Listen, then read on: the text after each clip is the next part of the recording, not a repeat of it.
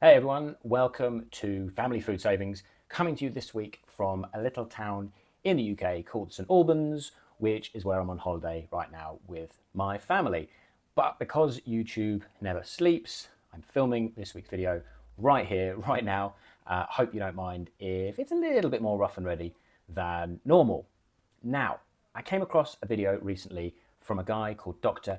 Eric Berg.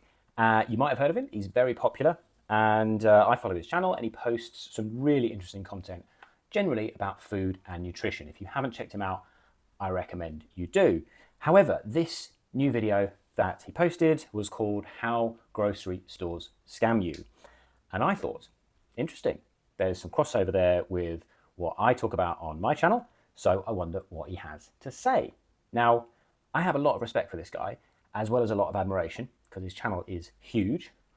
He's a doctor, clearly, specializing in things like ketosis and intermittent fasting, whereas I've been in the grocery industry for the last 20 plus years in supply chain, in buying, and I've researched a lot of grocery stores all over the world.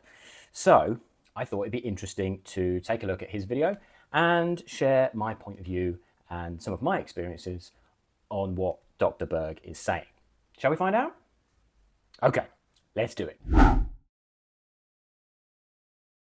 Grocery stores are not necessarily in the food business. They're in the real estate business. Now, we're about 3 seconds in, and I will pause you right there, Dr. B.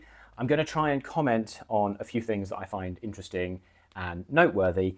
And, well, from the get-go, I will say this, that is something of a sensationalist headline to say that grocery chains are not in the food business. And it's a bit of a reach, if I'm honest. Grocery chains are absolutely in the food business, and real estate, as he puts it, plays an important part of the business model. But more than that, I'm always a bit wary, really, of people talking about scams and tricks in grocery stores, simply because I don't think it's very helpful, right? We've all got to eat, we've all got to go and buy groceries, and I reckon we should absolutely educate ourselves for sure, but, well, rather than pump up fear and cynicism, if we have a voice, we should use it positively and helpfully so that someone out there can use that information to make better decisions for themselves. Please proceed, Dr. Berg. They were going to talk about all the different tricks that they use. There's a lot of junk food in those stores. It's becoming more difficult to find real food. 83% of all of the calories in a grocery store have ultra-processed food ingredients. You're being majorly manipulated when you go to the grocery store. Dr. Berg talking about how there is lots of ultra-processed food available in grocery stores today. Yes, which is why we have to be organized. We have to take our grocery shopping seriously. Being manipulated in the store, though, well, look, do you go buy a car without doing some research first? Do you buy insurance without checking the market? If yes, then I guess you could say there's a chance you're being manipulated all over the place. And the grocery store, well, that would be no different. So many people go to the grocery store with a certain plan, a little list that they're going to buy certain things, but they end up getting a lot of additional things.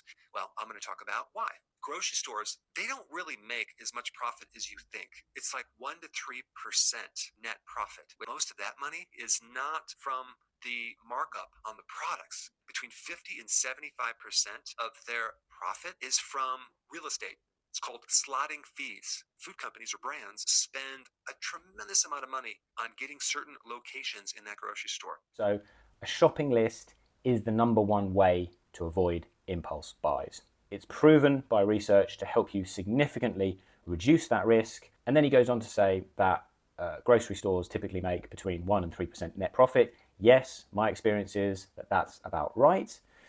Basically because it's incredibly expensive to keep hundreds, if not thousands of stores lit, refrigerators on, trucks rolling, staff stacking shelves. But it is an exaggeration to say that 50 to 75% of their profits come from slotting fees, as he calls it, or listing fees, as they're known elsewhere. This kind of thing does happen. Retailers have to be very careful how they position that with their suppliers, but it does happen. And you might think it's inappropriate, but the question I think you've got to ask yourself is, how does that directly impact your shopping experience? Or to what extent does that mean you're being manipulated? Because I think the answer in both cases is not very much. So one product could spend between $10,000 to $100,000 up to $1 million to get just one product on a certain shelf right in front of your eyeballs. There's actually a name for it. It's called the golden zone. This is something I've spoken about before. It's where the most popular products go at eye level. These are the ones with the highest rate of sale, typically.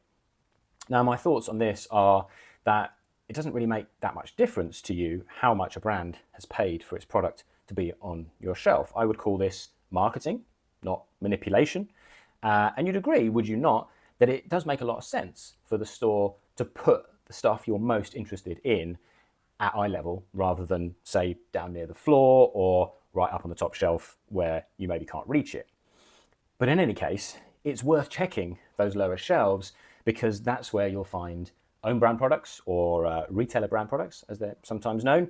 And if you want to know more about how those can save you money, I suggest you check out this video. There's like 40,000 different products in a grocery store. And one of the goals is to put you in front of as many of those products as possible. So there's all sorts of tricks to get you to do that. They kind of tailor make things to people that are right-handed, which is basically 80% of people. So when you walk in the store, the orientation of the store is really counterclockwise because the people that are right-handed will be also looking to their right and also seeing the products on the opposite side. They even use different types of texture on the flooring to slow you down in certain areas of the store that have a higher margins. A few things here that I want to touch on. 40,000 products, not uncommon at all in a decent sized grocery store, as Dr. Berg says, which is why you must always go there with a plan and with a list.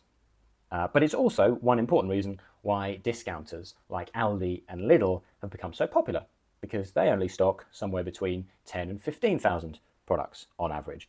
So it's much easier to find what you want, to stick to your list, and to get in and out of the store faster. This point about grocery stores wanting you to see as much as possible, well, of course. Okay, they're in this to make money. So that makes a lot of sense, I think. And he talks about tailoring things for right-handed people, this bit about counterclockwise orientation of products. Maybe it's just me, but this doesn't make sense. Every aisle I've ever seen has products on both sides and shoppers walking up and down in both directions. Surely that's why there's always somebody coming towards you, getting in your way, and blocking the aisle with their cart when you want to go in that direction. So I don't get that one. And then he goes on to talk about different types of floor in the grocery store. I mean, I don't know what kind of floor, extra sticky ones maybe, or maybe they make the regular ones a bit slippery to get you going through those parts of the store quicker.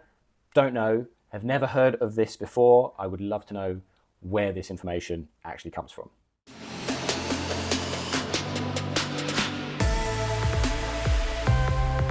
More interesting stuff here, wouldn't you agree?